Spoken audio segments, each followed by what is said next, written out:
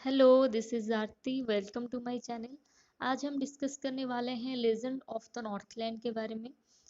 तो ये poem we carry के द्वारा लिखी गई है। ये कविता एक गाथा गीत है। इंग्लिश में इसको बालड कहते हैं। तो आइए जानते हैं गाथा गीत या बालड किसे कहते हैं। बालड एक गीत ही है, एक कविता ही है जिसमें एक स्टोरी, एक कहानी होती है। तो ये कहानी नॉर्थलैंड की है जो नॉर्थ पोल के पास है। ये कविता एक बूढ़ी औरत के बारे में है जिसने खुद की लालच के कारण सेंट पीटर को नाराज कर दिया था। एक दिन सेंट पीटर सारे जगह घूम घूम कर लोग को ज्ञान दे रहे थे। तब सेंट पीटर एक छोटी सी झोपड़ी के दरवाजे पर पहुंचे जहां ये लालची औरत रहती थी। उस वक्त ये औरत चूल्हे पर कुछ केक्स और कुकीज बेक कर रही थी। सेंट पीटर उस घर के सामने भूख के कारण बेहोश हो रहे थे, इसलिए उन्होंने उस औरत से खाने के लिए केक का एक टुकड़ा मांगा।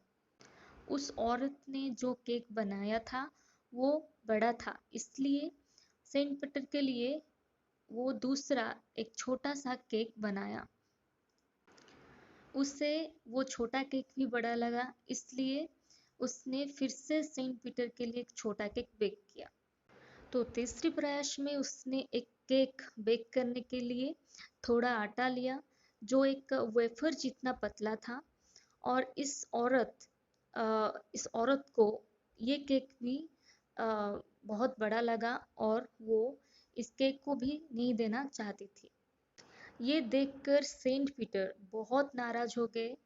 गुस्से में आकर वो उस औरत को ये कहकर श्राप दिया कि उसे मानव रूप में नहीं रहना चाहिए और उसे एक वुडपेकर बना दिया। अब वो औरत श्राप के कारण एक वुडपेकर के रूप में जंगल में कुछ खाने के लिए बहुत तलाश करती है।